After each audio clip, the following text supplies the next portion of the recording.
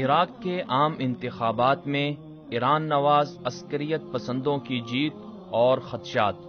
عراق میں ہونے والے حالیہ عام انتخابات میں عمومی طور پر شدت پسند عسکری ذہنیت کی حامل جماعتوں نے مارکا اپنے نام کر لیا ہے۔ مقتدی الصدر کی پارٹی سائرون 327 میں سے 54 نشستوں کے ساتھ پہلے نمبر پر رہی، جبکہ دوسرے نمبر پر صفاق عراقی دہشت گرد تنظیم حشد الشعبی کے سیاسی ونگ فتح اتحاد کو 47 سیٹیں حاصل ہوئیں۔ فتح اتحاد کی سربراہی اس وقت بدر تنظیم کے سیکرٹری ہادی العامری کے پاس ہے، جبکہ تیسرے نمبر پر عراقی وزیر اعظم حیدر العبادی کی جماعت نصر اتحاد کو 42 نشستیں ملیں۔ عراق میں اہل سنت اور اہل تشیع کی بنیاد پر ووٹ میں دو نمایاں طبقات ہیں جو بالترتیب 48 اور 52% کے تناسب سے ہیں، لیکن عمومی طور پر حالیہ انتخابات میں عراق میں ایرانی ہم مسلک شدت پسند تنظیموں کو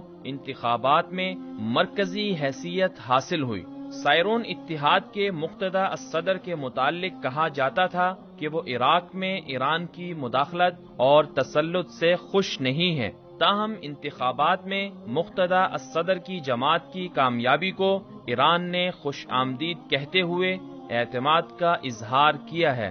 واضح ہے کہ عراق کے حالیہ انتخابات میں کامیاب ہونے والی 3 بڑی جماعتیں ایران نواز متشدد نظریات کی حامل ہیں۔ مقتدی الصدر کے سائرون اتحاد میں اس کی اپنی جماعت صدر پارٹی کا ایک ملٹری ونگ بھی ہے جس کا نام سرایہ السلام ہے۔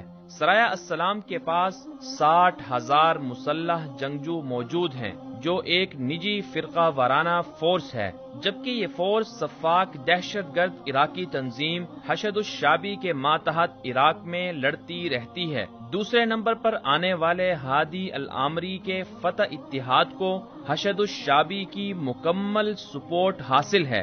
یوں مقتدی الصدر اور ہادی العامری میں اتحاد ہونا عین ممکن ہے، جبکہ حیدر العبادی کے متعلق مقتدی الصدر کا کہنا تھا کہ وہ کسی قسم کا حکومتی اتحاد ان کے ساتھ نہیں کریں گے۔ تاہم 20 مئی کو مقتدی الصدر نے حیدر العبادی سے ملاقات کی، جبکہ اس سے ایک دن بعد الفتح اتحاد کے ہادی العامری اور مقتدی الصدر کے درمیان بھی ملاقات ہوئی۔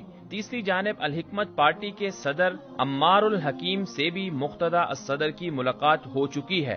عمار الحکیم کے اتحاد نے 19 نشستیں حاصل کر رکھی ہیں، جبکہ نجفی کے اتحاد القرار کو 13 نشستیں حاصل ہوئیں۔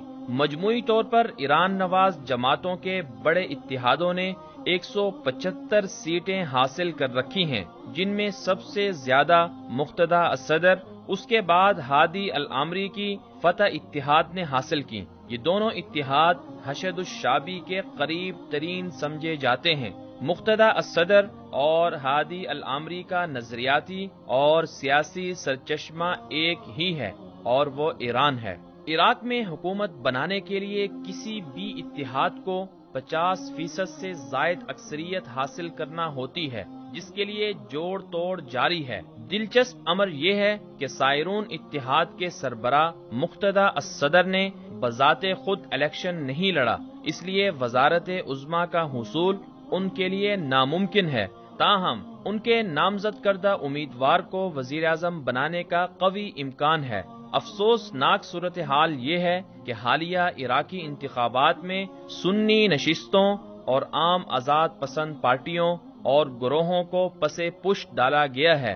ایران نے ان انتخابات پر جس اعتماد کا اظہار کیا، وہ اعتماد دراصل شدت پسند اور جنگجو جماعتوں کے حمایت یافتہ اتحادوں کی کامیابی پر ہے۔ عمومی طور پر یہ کہا جا سکتا ہے کہ عراق کے حالیہ انتخابات سے فائدہ قتل و غارت، فرقہ وارانہ دہشت گردی اور مسلکی منافرت کا پرچار کرنے والی جماعتوں کو ہوا ہے۔ عراق میں اس سے قبل نور المالکی اور حیدر العبادی کے دور حکومت میں داعش سے مقابلے کی آڑ میں عراق کے ہزاروں نہتے سنی مسلمانوں کا قتل عام کیا گیا۔ اس قتل عام میں حشد الشعبی، سرایہ السلام اور دیگر دہشت گرد ملیشیاؤں کو ایران کی مکمل سپورٹ حاصل رہی۔ حشد الشعبی اس وقت ایرانی نوازشات کے ساتھ عراقی حزب اللہ بن چکی ہے، جسے حیدر العبادی گزشتہ سال نجی ملیشیا سے ایک سرکاری ملیشیا میں بدل کر قانونی حیثیت دینے کا اعلان بھی کر چکے ہیں، جس کے بعد حشد الشعبی ایرانی پاسداران انقلاب کے طرز پر عراق اور دیگر پڑوسی ملکوں میں خوب قتل و غارت گری کر رہی ہے۔ حالیہ عراقی انتخابات کے بعد خدشہ ظاہر کیا جا رہا ہے کہ عراق میں بھی ایران کی طرح شدت پسند ایران نواز ملاؤں کو حکومت دے کر سنی عوام پر ظلم ڈھانے کی تیاریاں کی جا رہی ہیں، جس سے یقیناً خطے میں بدامنی اور منافرت پروان چڑھے گی۔